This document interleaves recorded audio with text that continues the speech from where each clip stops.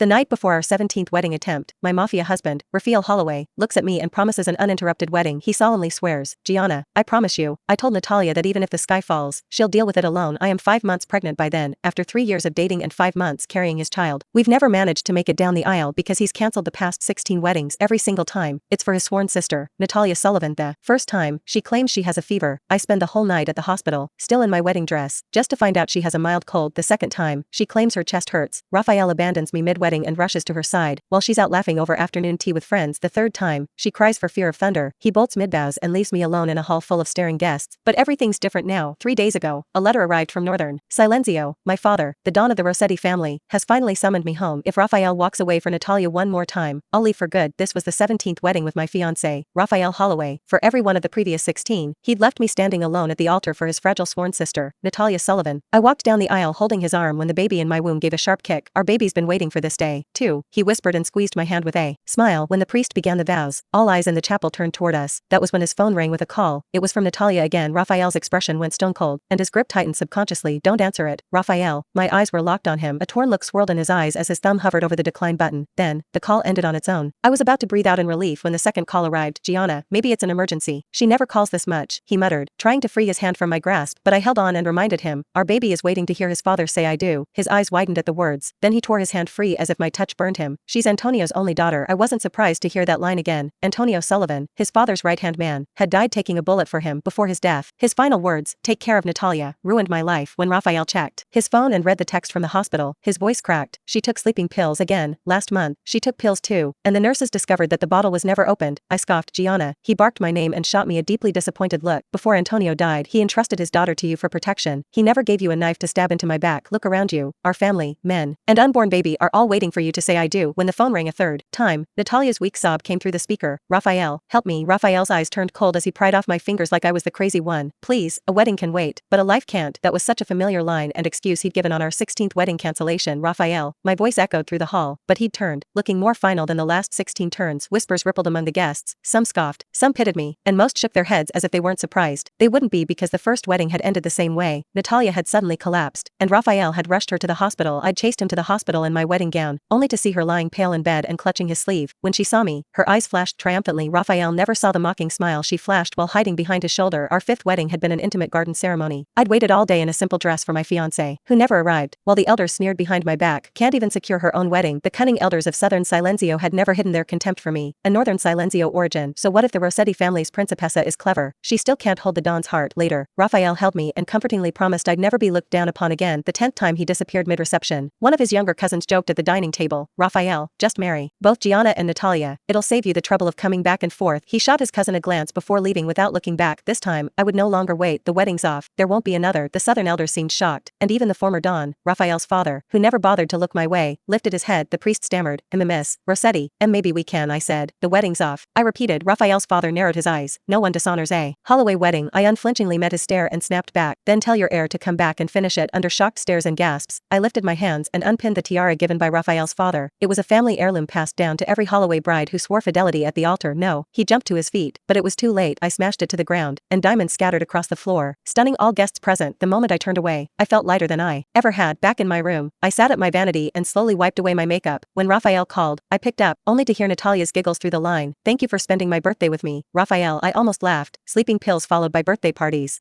She wasn't even bothered to commit to the act now. Raphael's voice sounded lazy and honeyed with reassurance as he said, Gianna, Natalia's fine now. So shall we do the wedding in a few days? I booked Littlewood Chapel. You mentioned you love the frescoes, right? He always promised next time, like there was still something left to save. Whatever, I murmured, oblivious to the subtle finality in my voice. His voice softened. Oh, and how did the checkup go? Is the baby healthy? Yeah, perfectly, I muttered, resting my hand on my belly. He chuckled softly with relief. That's great. When I get back, let's, Raphael, I said, cutting him off. Is Natalia's birthday party over yet? There was a brief silence before his laugh sounded over the phone. Are you jealous? Instead of answering, I ended the call and pulled out a flight ticket from the drawer, headed for the Northern Silenzio Mafia headquarters in Montrava. It came with an invitation card with gold-embossed script shimmering under the lights. Welcome home, Miss Rossetti. When I was about to fall asleep that night, I heard the soft click of the door lock. The thought that Raphael might be back surprised me a little. Standing by the bedroom door, I listened to the soft sounds coming from the kitchen. Lately, he'd started doing this. He'd suddenly return home, fuss around in the kitchen, and hurriedly slip out with some deliciously cooked food. Once, I caught the sweet aroma drifting from the oven and thought he had a surprise for me. What are you making? I asked, and curiously peered. He didn't even look up as his hand swiftly packed the lemon tarts straight out of the oven into a box. Natalia Natalia said she was craving this. He assembled the box carefully and even tied a perfect bow with a ribbon. I'm hungry too. I stared at the golden crust and gulped. He paused, and then remembered my love for lemon tarts too. Shall I get Susan to make you something, or could you order in? After he left, Susan Barlow made me a plate of oversalted pasta, and now, I was no longer curious about what the midnight treats were and who they were for. My throat felt a little dry, so I got up and headed to the kitchen to get a glass of water. In the kitchen, the air was heavy with the rich sweetness of coffee, cocoa, and mascarpone. He was making tiramisu. He layered biscuits, soaked them in a coffee liqueur mixture, spread the cream, and dusted cocoa powder on top. He was so focused that he didn't even notice me standing at the door until I fetched a glass. Gianna, he spun around and instinctively shielded the counter with his body. Aren't you asleep yet? Just thirsty, I said flatly. This. He glanced at the tiramisu and panicked as if I might rush over and shove it into my mouth. You can't eat this. There's coffee liqueur and raw egg in here. It's bad for the baby. Sensing his panic, I almost laughed. 3 months ago, when I had terrible morning sickness, he hadn't poured me so much as a glass of water, and now, he was fussing over Natalia's dessert. Relax, I'm not interested in your sweets, I commented as I dried my hands. He opened his mouth to explain, but his phone rang with a call, and Natalia's name blinked on the screen. Raphael, I think I have a fever. Her weak voice came through. Raphael's expression twisted with an annoyed frown on his brows, yet his gaze softened. You took those random pills again, didn't you? Hang in there, I'm coming. After hanging up, he packed the tiramisu in a box with practiced ease. When tying the ribbon, he went the extra mile to fix the curve of the bow. Do you remember tonight's supposed to be our wedding night? I suddenly asked, my heart tight with the last shred of hope. Don't start, he said, without looking up. It's Natalia's birthday, and someone has to keep her company. This is the 17th time. I could hear a tremor in my voice. He finally looked up at me with the same tired conflict in his eyes. Please, Gianna, you know Antonio asked you to protect her. I finished for him and smiled. Go, don't keep her waiting. When his car pulled away, I checked my phone and noticed that Natalia